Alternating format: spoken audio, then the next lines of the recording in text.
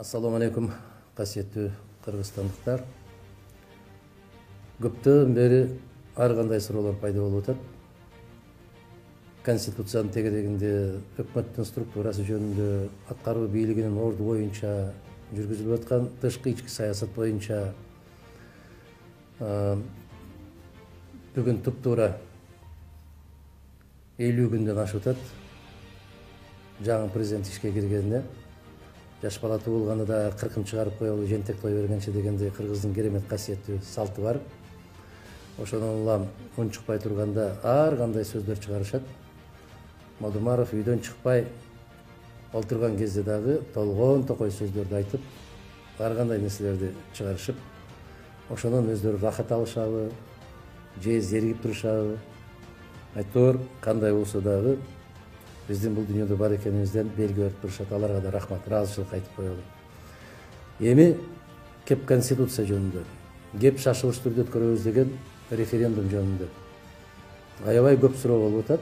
Ушул суроолорго менин жеңишиним атайын бир теле долбоор ачып дейбизби, же YouTube долбоор ачып дейбизби, ушул Кыргызстанда белгилүү инсандардын пикирлерин жыйнап аябай чоң жумуш аткарып атат. Мен мүмкүнчүлүктөн пайдаланып ошол жеңишиниме терең ыраазычылык айтып кетейин. Бир азаматтар болот, миңдеген кишилердин жумушун жалгыз өзү жасаган.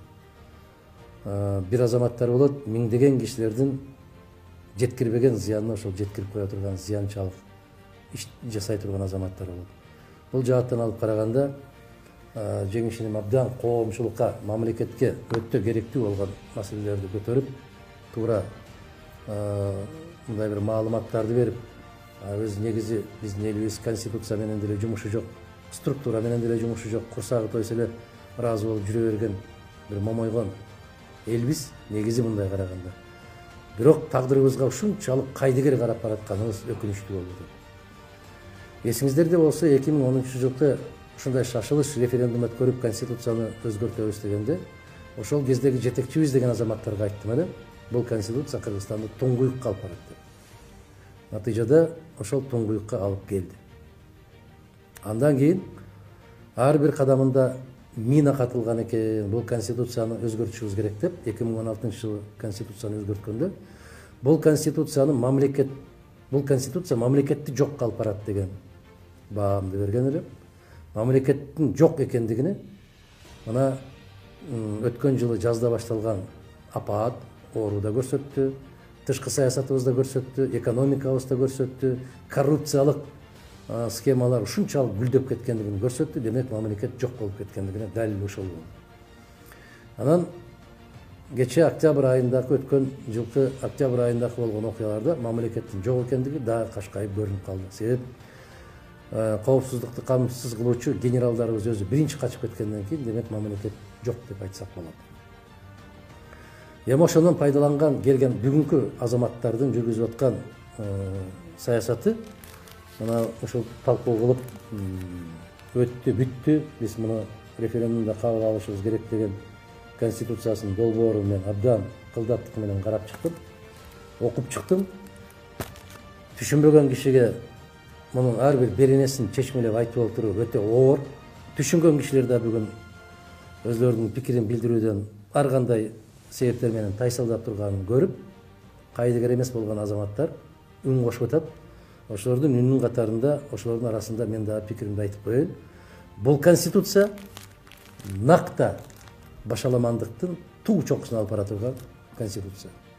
Бул конституция Кыргызстанда республика эмес, бир жеке инсандын ишканасына айландыруучу конституция.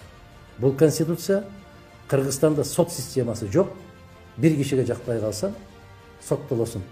Бир кишиге жагып калсам, көкөлөйсүн да учасың деген конституция. Бул конституция бүтүндөй мамлекеттик структураларды таш талканын чыгаруучу конституция. Мына кече өкмөттү кыскартабыз деген шылтоо менен элдин башын айландырып, биз министрликтерди кыскарттык дейт.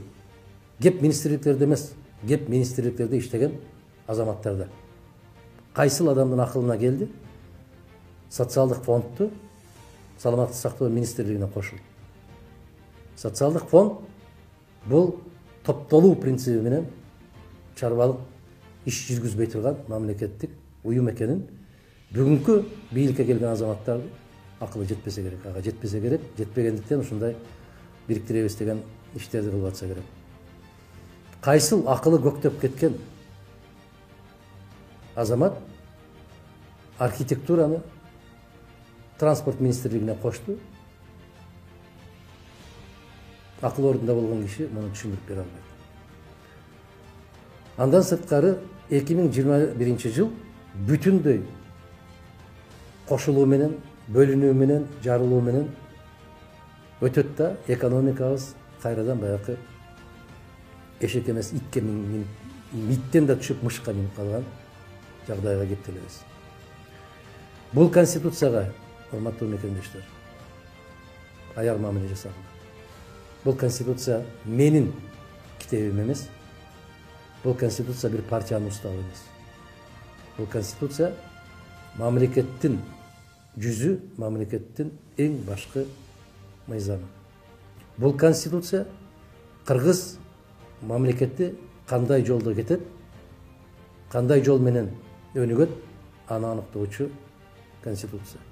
Мына ушул жерге мыйзам чыгаруу укуктарын жеке инсандын колуна берип коюу аракетин карап көрүңүздөр. Кыргыз аткаруу бийлиги президент башкарат дейт. Бирок эгерде аткаруу бийлигинин кызматы элге жакпай калса, администрациянын башчысы жумуштан кетет. Бул конституция менимче кыргыз тарыхындагы бүтүндөй бардык тармакты колуна мыкчып отурган хандардын да түшүнө билген эмес. Биздин тарыхыбызда хандар дагы чечим чыгараарда казыларга кайрылган. Чечим чыгараарда аксакалдар кеңешине кайрылган. Чечим чыгараарда эл менен акылдашкан. Бул конституция баарын мен билем, баарын мен чечем. Себеп элдин каалоосу ушул болуп атат. Кыргыз эли менден ушуну талап кылып атат. Кыргыз элинин бүгүнкү каалоосу ушул болуп атат деген өтө кара мүртөс, жакшылыкка алып барбай турган жол менен алып баруучу конституция. Башкы прокуратурага мыйзам чыгаруу демилгесин берип коюу бул өтө дүйнөдөгү болбогон алешимдик. Баш прокуратуранын аткарар жумушу бирөө гана. Кыргызстанда мыйзамдардын так кыйшайуусуз аткарылышын көзөмөлгө алуу функциясы гана бар. Башка функция жок аларда. Аткаруу бийлигинде жеке инсанга берилип атат. Өкмөттүн курамына дагы эмес, өкмөттүн токтому менен эмес. Жеке инсан мыйзам жазууга укугу бар деп чыгып атат. Ошондуктан кыскасын айтканда, сиздерге түшүнүктүү болуш үчүн бул конституция акыры Кудай андан сактаган болсун, мамлекетибиздин түбүнө жетер. Башка душманды издөөнүн кажети жок. Эгерде ушул конституция кабыл алынып, бул конституция менен иштейбиз, жашайбыз деген болсок, анда биз өз тагдырыбызды өзүбүз балта менен чаап алган болобуз. Андан кийин эч кимге капы болууга, арызданууга укугубуз жок. Жараткан элибизге акылмандуулукту берсин. Жетекчибиз деп отурган азаматтарга ыйман берсин. Негизи кандай жол менен кетсек дагы кылымга арткан элибиз келечеги кең, асманыбыз ачык болсун. Асманыбыз ачык болсун деп тилеп отура бербей, мына ушундай жерлерге келгенде чечкиндүү сөзүбүздү айтууга милдеттүү экенибизди сезишибиз керек. Себеп ар бирибиздин тагдырыбыз өзүбүздүн колубузда. Акылман элим туура чечим кабыл алат деген үмүттөмүн. Саламат болуңуз.